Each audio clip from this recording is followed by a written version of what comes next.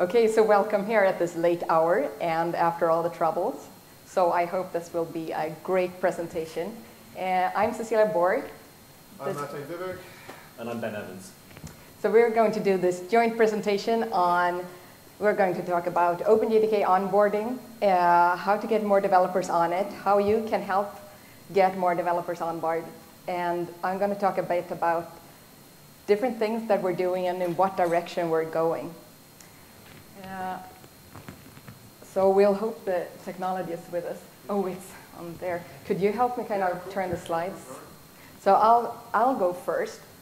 Oh, and before you even know me, I have this perfect slide to just let you know that you shouldn't trust anything I say, or at least base purchasing decisions on it. Anyway. No, you can't trust anything. No, so this is what it's about. Kind of a bunch of dukes wanting to help out. This is what we're at. And I don't know what you see when I show you this picture, but I get mixed reactions. From some people, like Ben and Martijn, it's like, great, we'll have a lot of help from people in the community and we'll be able to do anything. For other people, kind of working heads down, getting JDK 8 out on time, it's like, oh, is there more people that I need to help out? And how do I do this? Getting really stressed about everything. And that's kind of what JDK onboarding is about. Handling the expectations from both sides, making sure that we can handle newcomers that feel that contributing to Java is out of reach. With documentation and saying what are the step-by-steps you should take to contribute to Java. And then also help people inside to see how can I help the community without it affecting my kind of everyday work. So this is Java developer onboarding. This is where we want to get at. Kind of a structured way, in any way. And we like to use the pyramid, the three of us. This is a way to kind of make sure that we structure the tasks that we have that are all about contributing to Java, to the Java platform.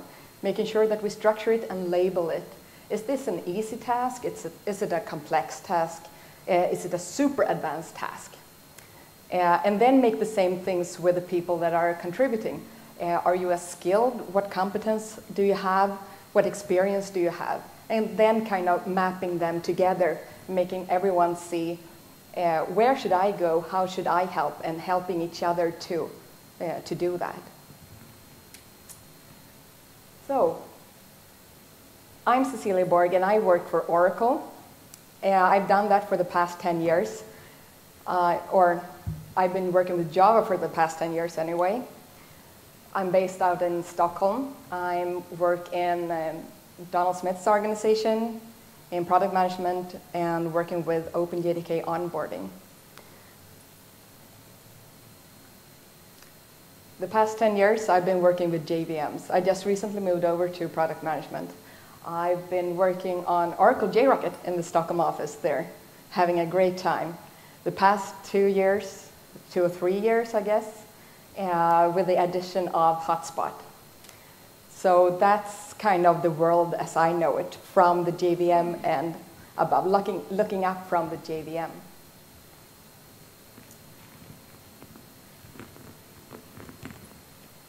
Yeah, this is also something that I do. I'm a scout leader for Girls and Boy Scouts, or mostly for scout leaders. And that's one of my passions. I got a passion for work for Java. That's why I'm still here after 10 years, contributing to the largest software platform in the world. And I know that the ones of you who are here tonight also have a passion for Java.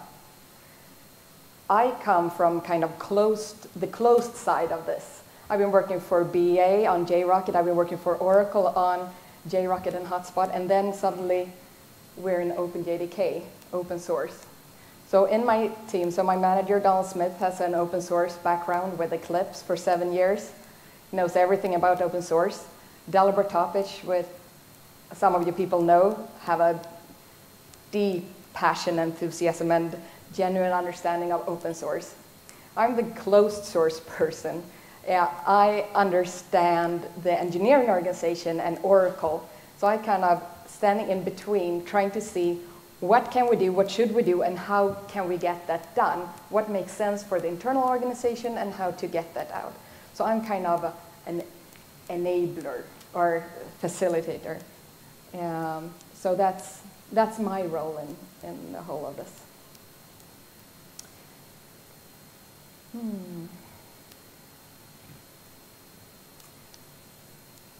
So, talking a bit about some things that I guess you think is evident. You won't even know why I'm telling you this, but I just want to say how I think we should approach some of this.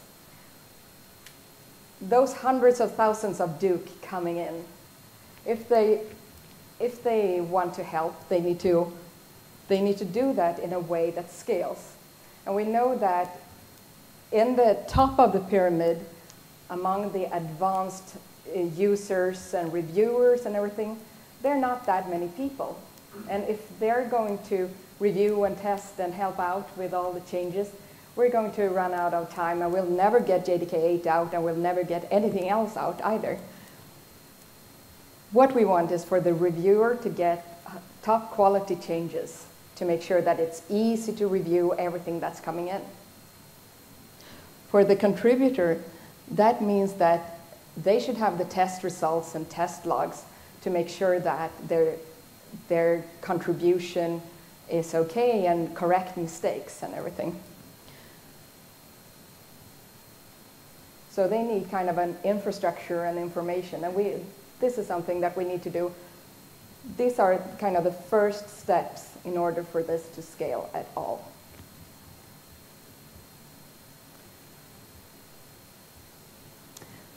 So what we're doing now and looking at and what's on everyone's mind right now is kind of infrastructure, infrastructure, infrastructure.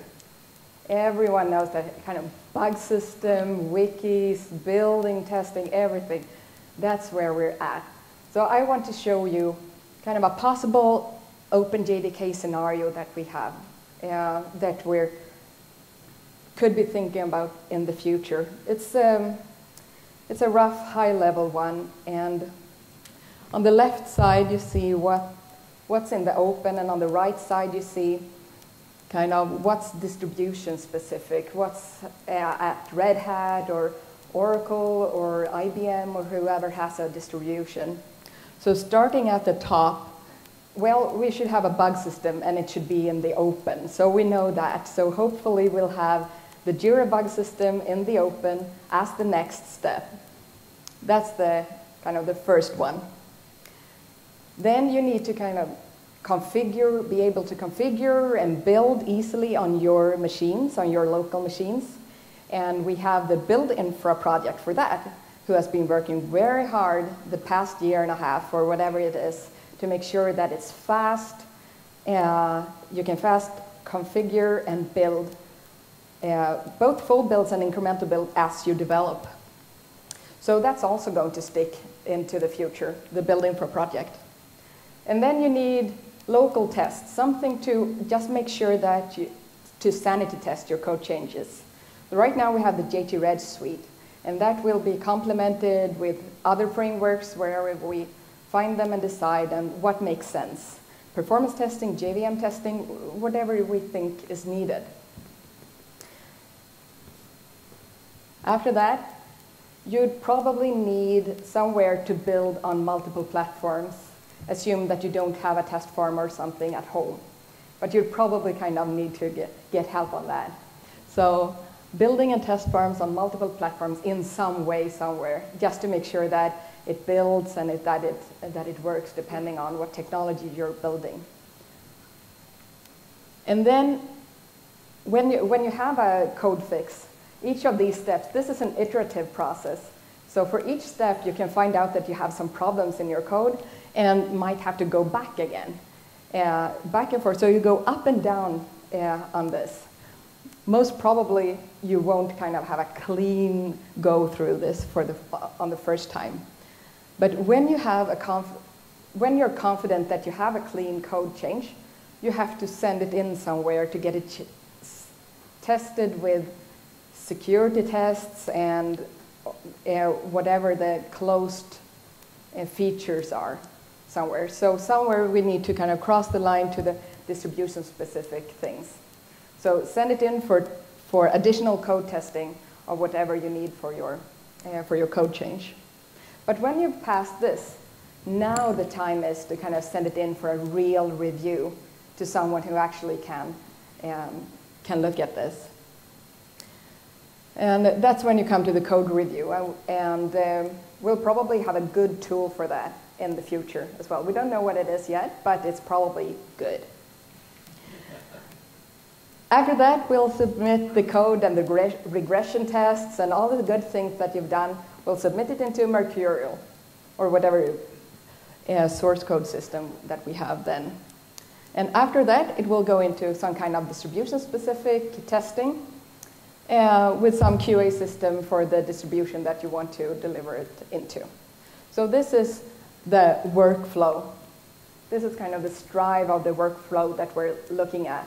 And we haven't identified all the pieces yet, but as you've heard on other talks, this is what we're discussing right now with everyone and the partners in IBM and Red Hat, and this is what we're discussing. This is what's happening for everyone laying the ground structure of OpenJDK right now. Yeah, I think so, since we're having so much problems with the projector. I think I'll just finish off this. Yeah. Okay, so next slide, let's see what that is. Okay, so for the Build Infra project, if you're at all interested in Build Infra, you should go and see this man. This is Mr. Build Infra. His name is Fredrik Örström, and his session is tomorrow at 11:30. Building large Java projects faster, multi-core Java, and makefile integration. So this is the place, and he's the one who's been designing and working for this for a long time. Remember that, okay? And this is just the Build Infra, the local thing that's so simple to use. That's going to be available on all platforms by the end of the year. So right now it's in a kind of separate branch, but it's moving into JDK 8 as we speak. And it will be finished. And it's available on Linux, Mac, and all the supported platforms. So this is an example on Mac, and where you see kind of first download the code, and on the next slide, configure, and it will help you as an interactive process to make you configure your machine, and it will do it automatically and download whatever you need. A new configuration has been successfully installed, and then make images, and it will quickly build, and we've made sure that it's much faster than before, and really anyone can handle it, both on Mac, on Windows, on Linux. Linux is kind of our main platform, so if you're on Linux, then everything will work immediately, but the other ones work as well. And then you see, well, in 7 minutes, we built some images that shows you OpenJDK runtime as of this morning. And we're going to have a little surprise later, so we can skip this slide now. The infrastructure focus of 2013. So as of Wednesday, we have switched over the bug system to the future bug system, that's Jira. And finally, so next year, it's going to be the focus of getting this into the open. And that's a huge project, I can tell you. And not only that, we're going to connect all the tools and processes that we have. We're going to connect that into this bug system. And it's written in Java, so anyone can kind of develop plugins or to it. And that's what we're going to do to make sure that we adopt everything to it. Yes?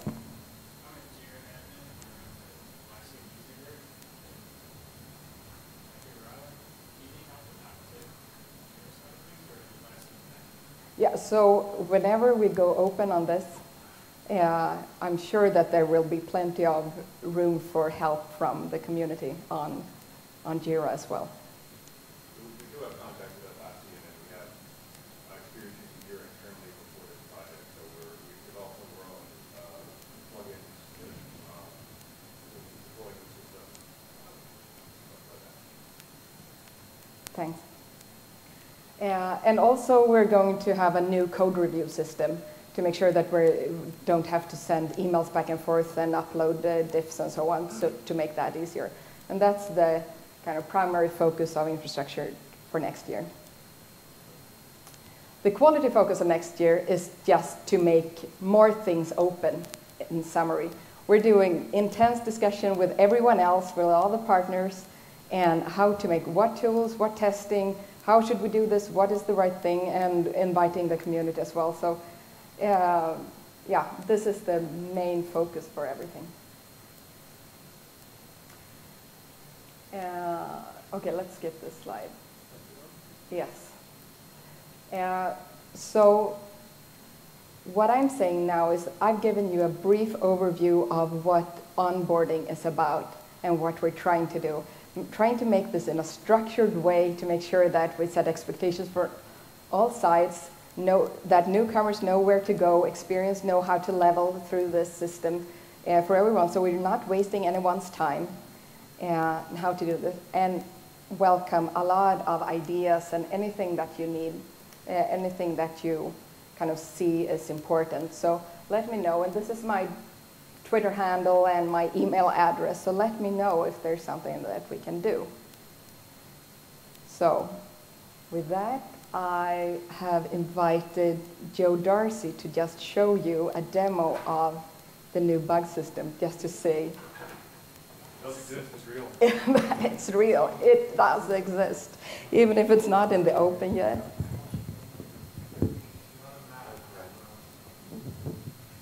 People have used Jira before, yes, no. Most people do good. For the recording, you have to use this one.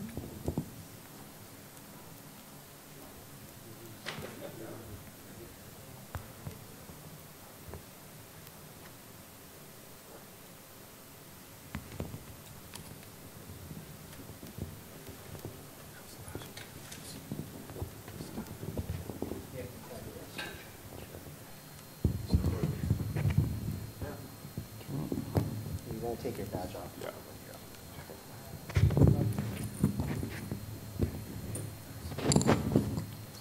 All right, thank you.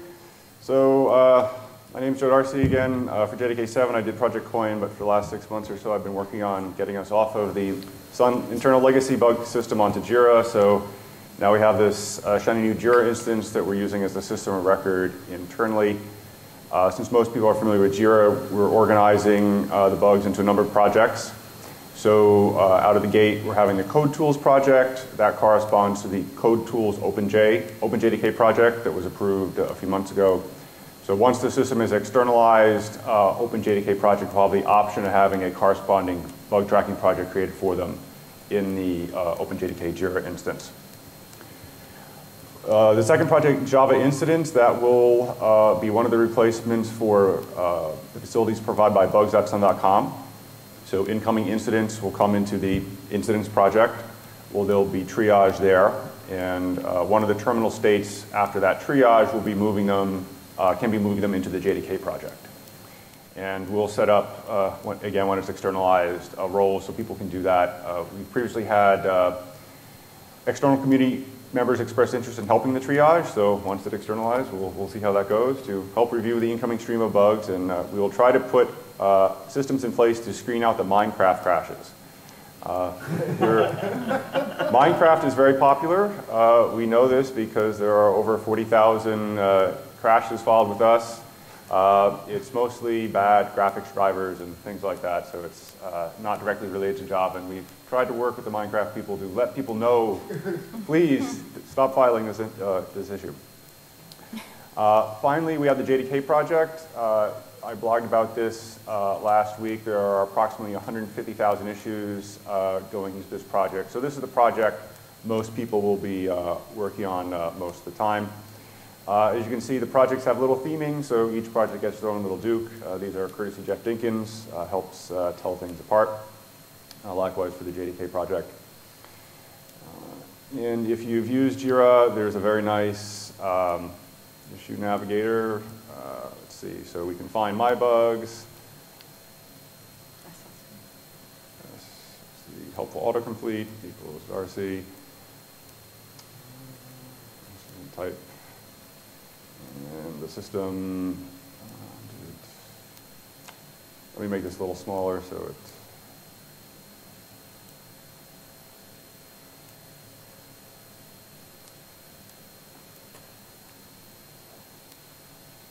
so it comes back fast. You know, there's about 1,300 bugs that I worked on over the years. So we have a few customizations. I'll just mention one briefly. We have components. That's a built-in facility in Jira. Most of our components correspond to broad library areas, for instance, core libs. And we also have a subcomponent feature, which is custom plugin we've written. And the subcomponent names are generally the package names. So it's very easy to find where a bug goes in the new system. You know the broad product area, and then if you know the package name, that's pretty much where it goes. So for instance, we have the Java outline component. For bugs.sun.com, I assume we've all seen this over the years. I certainly have, to find information about bugs publicly. Currently, this system is backed by the legacy bug tracker. Within the nearish future, we will replace this being backed by the Jira system instead. So the page will look roughly similar, but some of the terminology will change to Jira it. And the bugs in Jira will look as you'd expect, and with customizations you'd expect. So for instance, the component and subcomponent are displayed next to each other. So although I've been biased by leading up the project, I do think the system is easy to use and has lots of features, and I'm looking forward to the time when we can have it available externally outside of the firewall. Yeah. So are there any questions about that? I don't know when it's going to happen. No. Yeah. Yes? So going forward, are you looking at making sub-projects for the JSRs, or are you looking as a structure plugin as a way to do this sub-issues? So what's the plan that once you rock this thing out, adding to the JSRs? If the JSRs wanted to use a project, if it was a JDK-related JSR and they wanted to use a project, that would be an acceptable use for that, if they wanted to use this issue tracker. Sorry, let me just add something to that. So sometimes people aren't always clear about the way that JSRs work. The majority of JSRs are not platform JSRs. So when people think about JSRs, they think about things which modify the Java language itself. And that's actually the rare exceptions. So the things which bundle up into the JSRs which become the JSRs which describe SE7 or SE8 or SE9 are actually only a tiny fraction of them. Most JSRs are actually implemented as libraries. And so this is specific infrastructure for the OpenJDK project. So while there is an overlap, and probably quite a confusing one, it isn't necessarily that large. Generally speaking, I mean, I think you might see more tie-back between a specific mercurial forest or a mercurial project and a Jira project. That might be a better characterization. And it might well be the case that, for example, a future platform JSR, as we have Lambda today, for example, that there would be issues around Lambda that went into their own sub-project. But that's really a function of the way the source code repositories work, rather than the way that the JSRs are structured. Okay. So my suggestion would be the default dashboard that people get, a system dashboard. Mm-hmm. Put some of the stuff you just said about structure on that.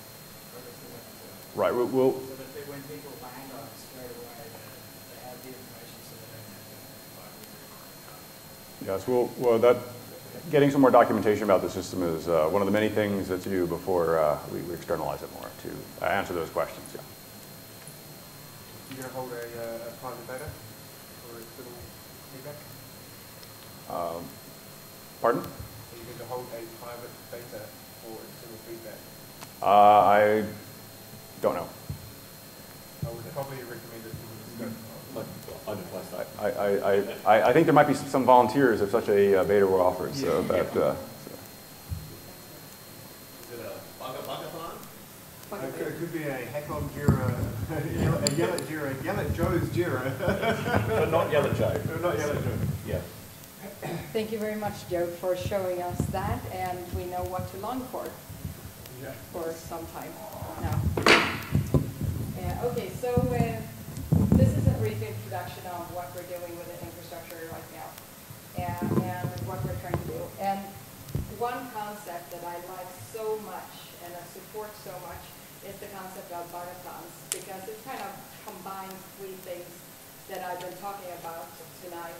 And it's introducing OpenJDK developer and process and the tools and everything to new people. And it also does, when we do it, we churn out problems that we have with the tools and processes and everything. And in the same time, we contribute to Java. We let the community contribute to Java. So that's why I think that it's really important that we listen in now when Ben and Martijn talk a bit about what they've done with bugathons and their experiences and what they've found from it. And I really hope that we can get this project to kind of fly off and we can spread it to more jugs and that people know what it is, because it's kind of making good things, good things come. Yeah, I'll start off.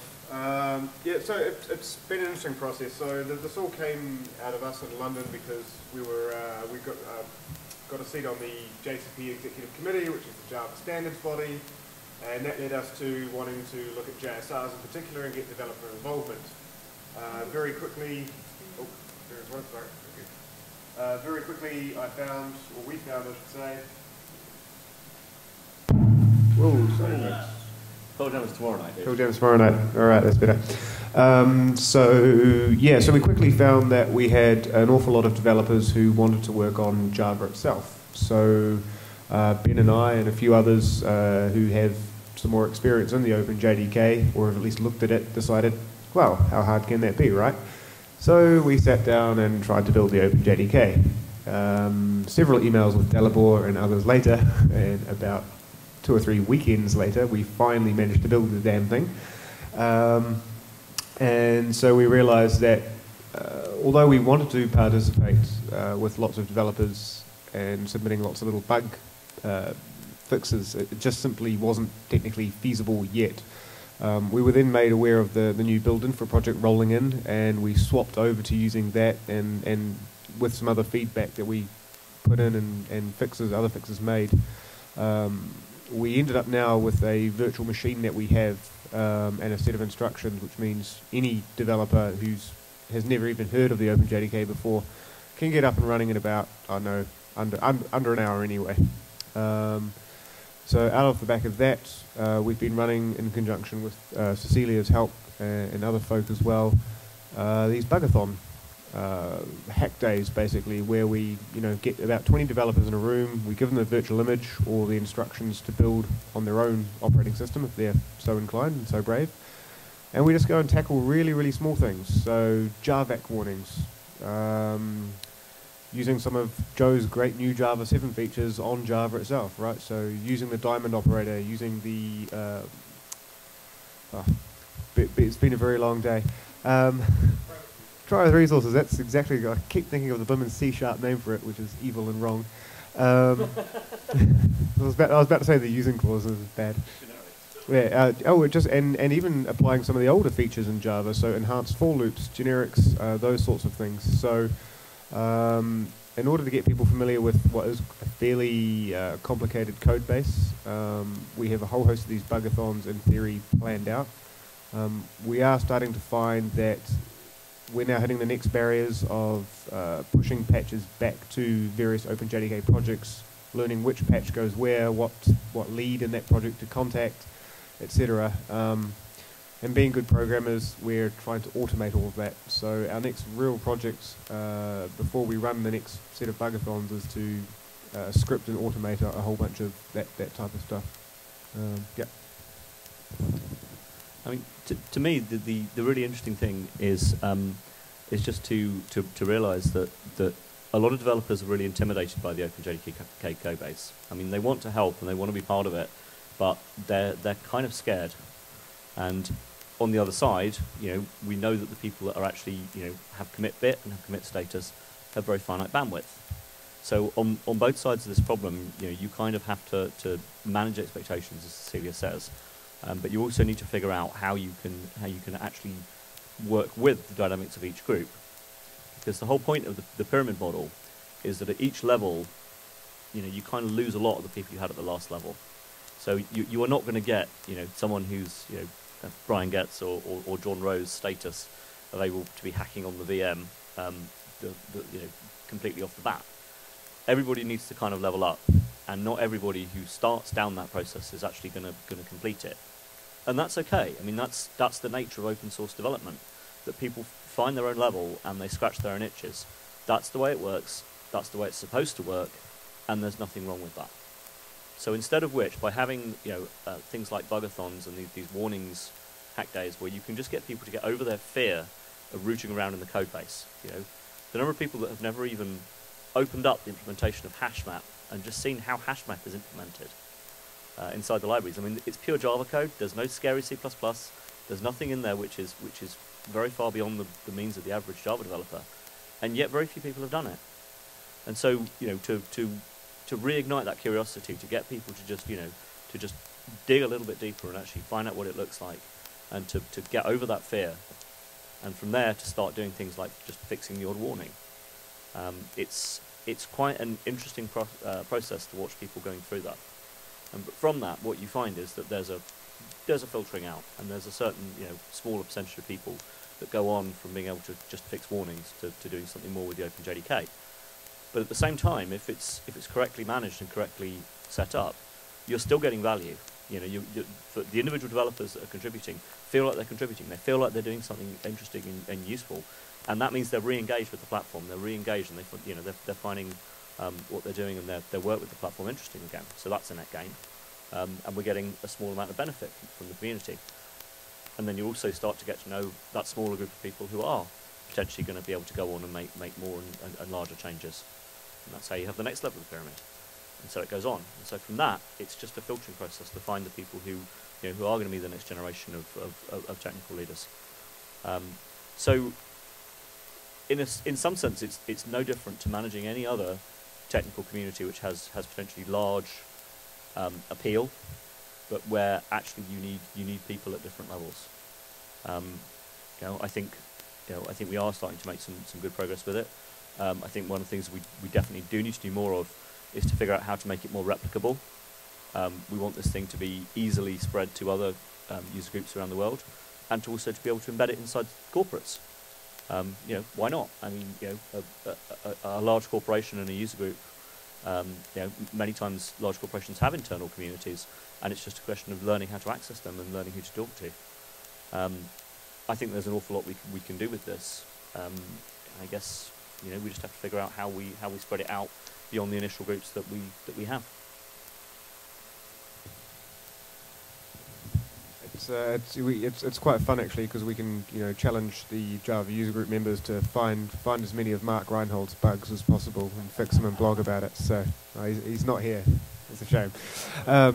If I can get away with that one.